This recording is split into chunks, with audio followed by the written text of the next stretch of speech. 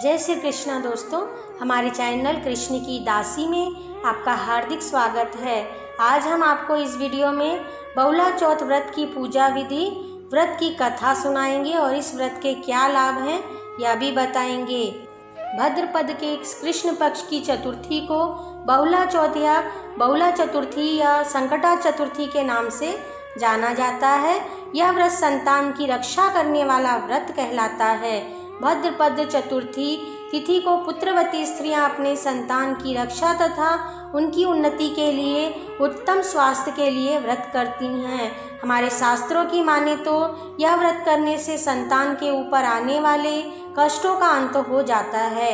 इस दिन चंद्रमा के उदय होने पर बहुला चतुर्थी का व्रत करने का बहुत ही महत्व है। इस व्रत में गौ तथा सिंह की मिट्टी की प्रतिमा बनाकर पूजा करने का विधान प्रचलित है।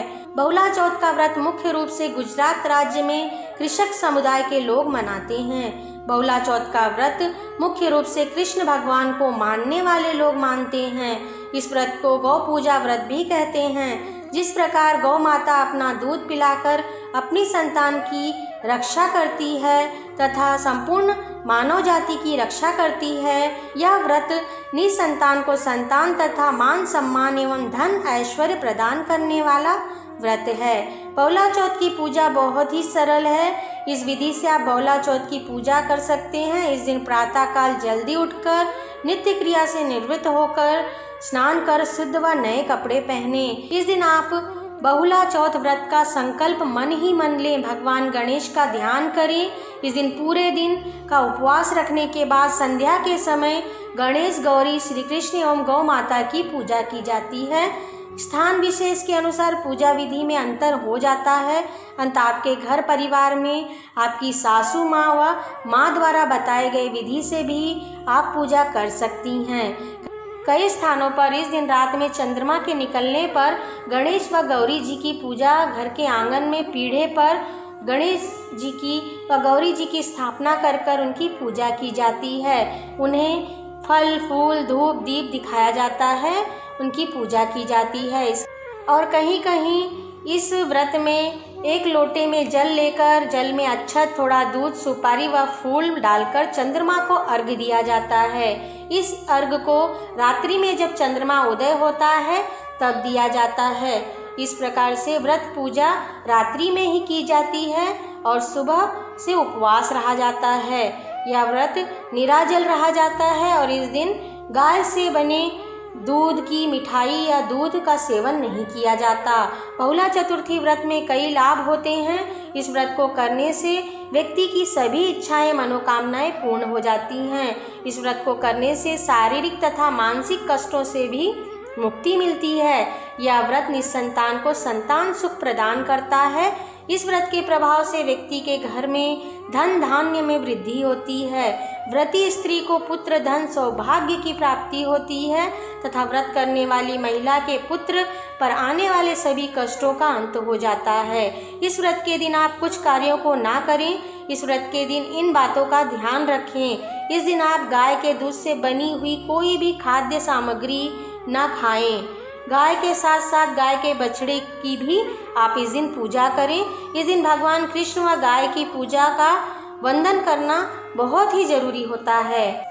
बहुला चौथ के दिन मध्य प्रदेश व उत्तर प्रदेश में भगवान गणेश व गौरी जी की पूजा होती है, क्योंकि चतुर्थी तिथि के भगवान श्री गणेश जी हैं। बहुला चौथ की पूजा अलग अलग प्रांतों में अलग अलग तरह से होती है। बहुला चौथ की पूजा व्रत कथा हम आपको सुनाते हैं। बहुला चौथ व्रत कथा हम आपको सुनाते हैं। इस व्रत कथा को सुनने से भी आपको बहुत ही लाभ प्राप्त होगा। आप पर भगवान की कृपा होगी और आपकी संतान की रक्षा होगी। यह बात उस समय की है जब भगवान विष्णु जी भगवान कृष्ण के रूप में धरती पर आए थे। तब उनकी बाल लीलाएं सभी देवी देवताओं को अति भाती थीं। गोपियों के साथ उनकी रास लीला हो या माखन चोरी करना हो, भगवान के रूप व अदाओं को देखकर सब मोहित हो जाते थे। कृष्ण जी की लीलाओं को देखने के लिए कामधेनु जाति की गाय ने बहुला के रूप में नंद जी की गौशाला में प्रवेश किया। कृष्ण जी को यह गाय बहुत ही पसंद आई। वे हमेशा उसके साथ समय बिताते थे। बहुला गाय का एक बछड़ा भी था। जब बहुला चरने के लिए जाती तब वो माँ की बहुत याद करता था। भगवान श्री कृष्ण को बहुला गाय से बड़ा ही स्नेह व प्रेम था। एक बार श्री कृष्ण ने मन में बहुला की परीक्षा लेने का विचार आया।